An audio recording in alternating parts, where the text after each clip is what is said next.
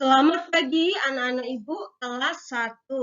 Hari ini kita tetap belajar agama di bab 8, tanggung jawabku dalam keluarga. Terima kasih untuk anak-anak ibu yang sudah mengucapkan satu janji. Menghormati orang tua di rumah. Ibu berharap anak-anak melakukan itu. Ingat ya, Tuhan Yesus melihat dari surga. Sekalipun Ibu Lili tidak tahu, Tuhan Yesus tahu.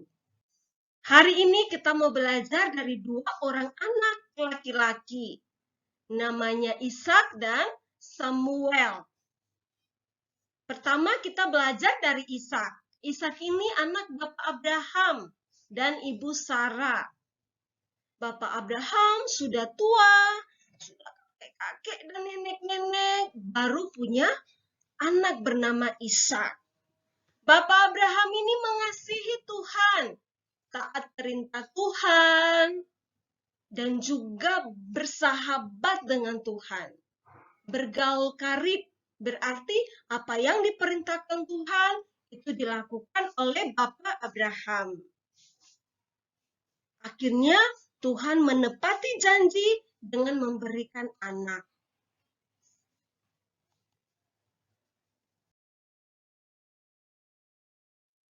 Suatu hari Tuhan Allah itu memberi perintah kepada Bapak Abraham.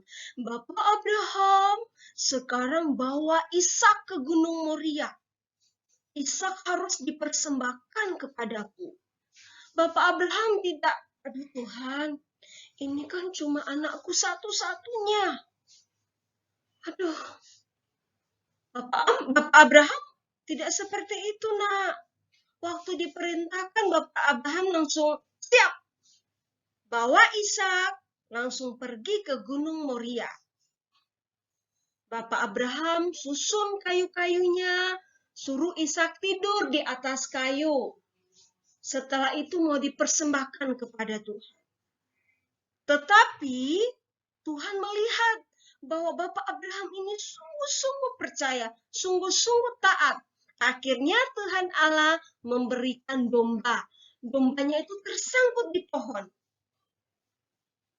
Jadi Bapak Abraham ambil dombanya dipersembahkan kepada Tuhan. Sikap Ishak bagaimana, nak? Kita mau contoh sikap Ishak. Ishak itu tidak memberontak, nak. Papa, kita mau ke Gunung Moria untuk apa? Nanti domba yang mau dipersembahkan itu mana? Ishak nggak mau tidur di atas kayu-kayu. Ishak nggak mau. Ishak mau pulang saja ke rumah. Tidak, nak. Ishak taat. Setiap hari Ishak melihat contoh dari Bapak Abraham yang suka berdoa, suka beribadah kepada Tuhan. Yang taat kepada Tuhan sehingga Ishak pun taat. Dia ikuti perintah dari Bapak Abraham. Dia tidak marah, nak.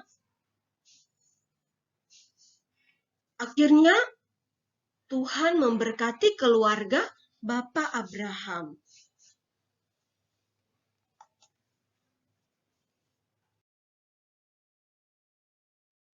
Yang kedua ada Samuel. Ibu Hana juga terus berdoa kepada Tuhan. Tuhan, berdoa supaya diberikan anak. Akhirnya Tuhan Allah memberikan anak. Namanya Samuel. Tetapi Ibu Hana ingat janji.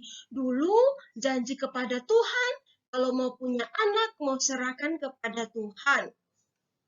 Akhirnya Ibu Hana bawa Samuel kepada Imam Eli. Imam Eli tinggal di kemah suci, kalau sekarang namanya gereja. Supaya Samuel dididik, diajar oleh Imam Eli. Samuel tidak melawan, nggak mau mama, nggak mau. Pokoknya nggak mau tinggal dengan Imam Eli. Maunya di rumah saja dengan mama. Tidak, Samuel taat. Samuel tinggal bersama Imam Eli. Apa yang diajarkan itu yang dilakukan Samuel.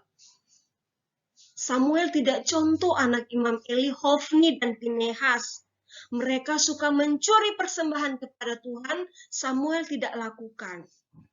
Samuel diberi tanggung jawab di rumah Tuhan untuk menyalakan lampu. Samuel taat dia lakukan.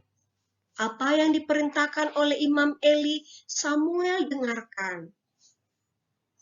Nanti Ibu Hana datang untuk melihat Samuel di kemah suci. Ibu Hana memberikan nasihat, Samuel taat. Diikuti apa yang dinasihatkan oleh ibunya Hana. Samuel tambah hari tambah besar, dia ikut melayani Tuhan. Itu membuat Samuel itu dia disukai oleh semua orang, juga disukai oleh Tuhan.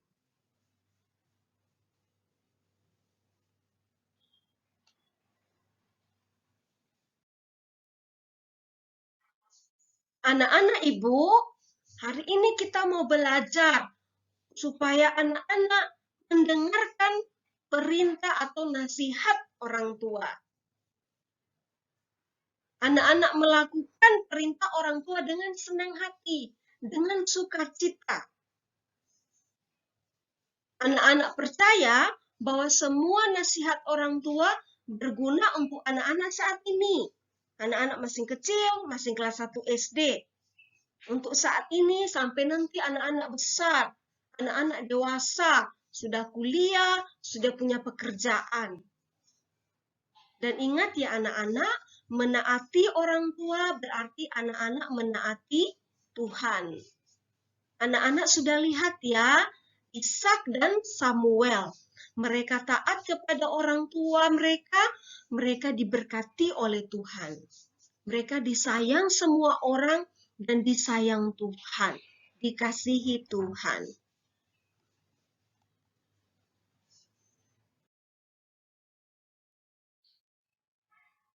Tugas untuk hari ini, pertanyaan Ibu Lili, apakah anak-anak sudah menghormati orang tua atau belum?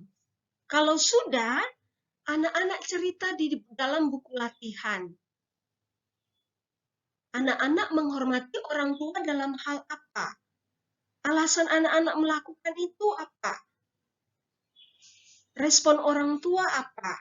Contoh, saya menghormati orang tua dengan setiap hari menjaga adik saat mama memasak di dapur. Saya lakukan itu supaya mama tidak terganggu, bisa fokus memasak, dan masak cepat selesai. Setelah itu, mama memberi pujian kepada saya, anak baik. Itu contohnya. Atau ini contoh yang lain, saya menghormati orang tua dengan selesai main, saya rapikan mainan saya. Supaya saya tidak merepotkan mama. Saya bereskan mainan supaya mama bisa kerjakan yang lain. Biasanya kalau saya tidak bereskan mainan, mama harus bereskan mainan. Jadi pekerjaan mama bertambah. Selesai saya bereskan mainan, biasa mama memeluk saya. Katakan saya anak baik. Nah, jadi harus jelas ya nak ya ketika anak-anak bercerita. Menghormati orang tua dalam hal apa?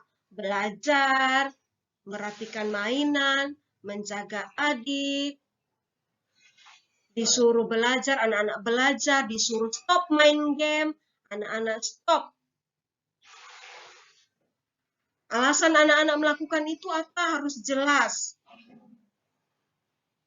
Misalnya supaya pekerjaan mama cepat siap. Oh, karena saya mengasihi mama.